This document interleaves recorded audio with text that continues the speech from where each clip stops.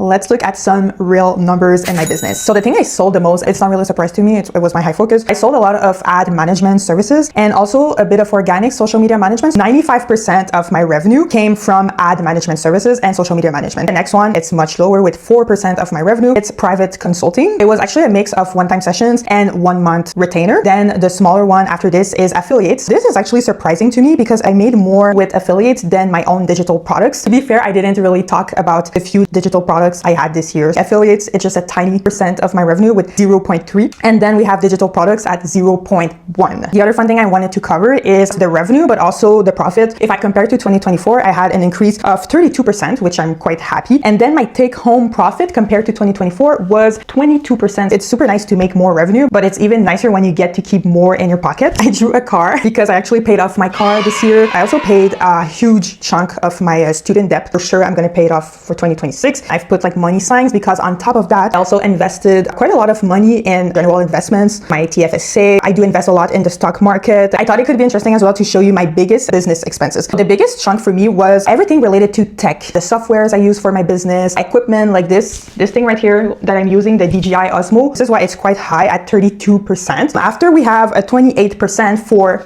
me into learning new skills. Then here we have 18% for help. This is actually contractors that help me. As of right now, I only have one contractor, so this is not my biggest expenses. It's actually lower compared to 2024. The last one, it's my own marketing, mostly ads for myself. I only made 10%. Maybe I would love to invest more in my own marketing because hello.